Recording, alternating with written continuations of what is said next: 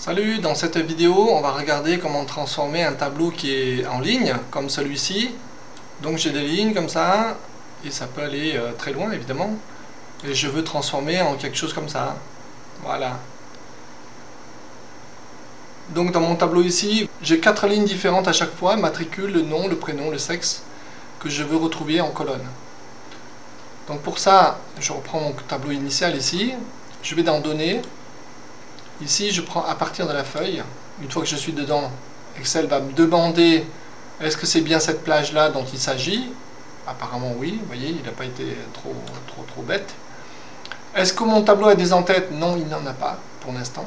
Ok, donc je dis OK, c'est parti, et je vais avoir Power Query qui va s'ouvrir, évidemment, puisque c'est Power Query, Excel Power Query. Vous savez que Power Query maintenant est intégré dans Excel depuis la version 2016.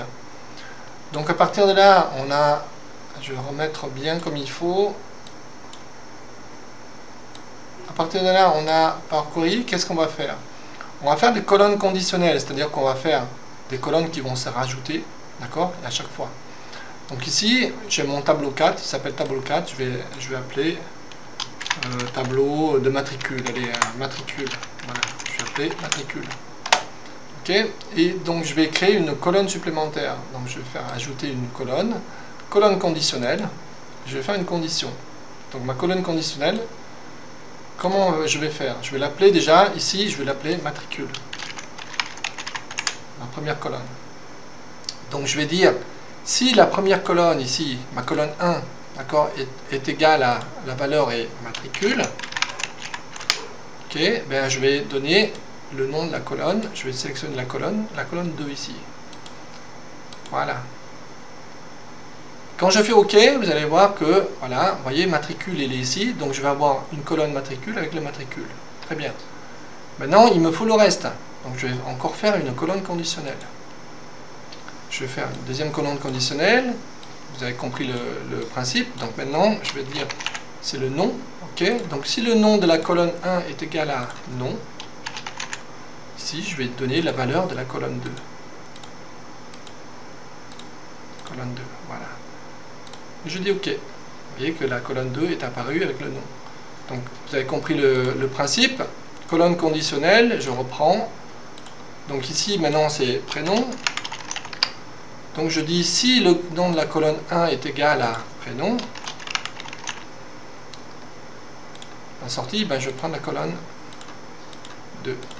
Vous ferez bien attention, ici, vous voyez que c'est sensible à la casse, Power Query. Donc prénom avec un P majuscule, c'est prénom avec un P majuscule. Sinon, petit p, grand P, etc., vous allez avoir des erreurs. Ok? Donc ici, je vais avoir ma troisième colonne. Je vais faire ma quatrième colonne maintenant. Colonne conditionnelle. Donc ma quatrième colonne, ça va être le sexe, ici. Donc, je vais mettre sexe. Voilà. Si le nom de ma colonne 1 est égal à sexe, ok, ben je vais prendre la valeur de la colonne 2. Voilà, ici, on va retrouver donc, vous voyez, ici on va retrouver toutes les valeurs sur les bonnes colonnes, mais on n'est pas sur la bonne ligne. Mais c'est pas grave. On va sélectionner ces 3 colonnes-là, et on va tout copier vers le haut.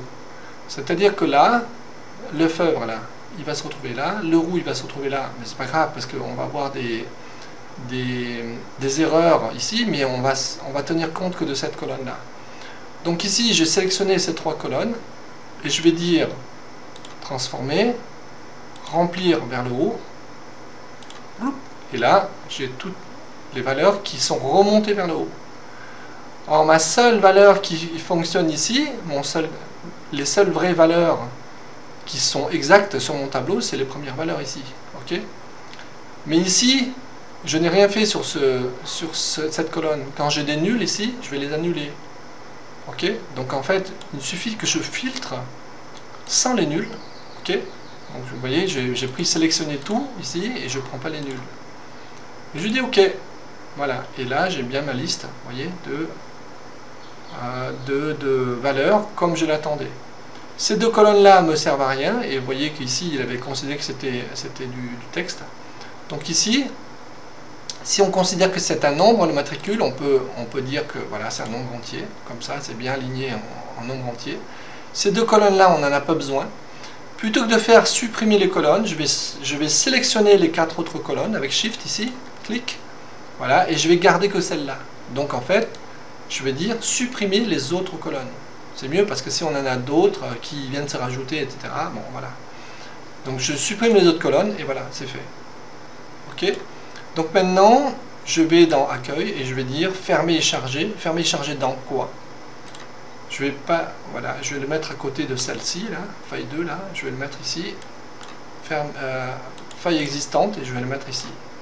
Voilà. Et là, pouf, mes données sont arrivées.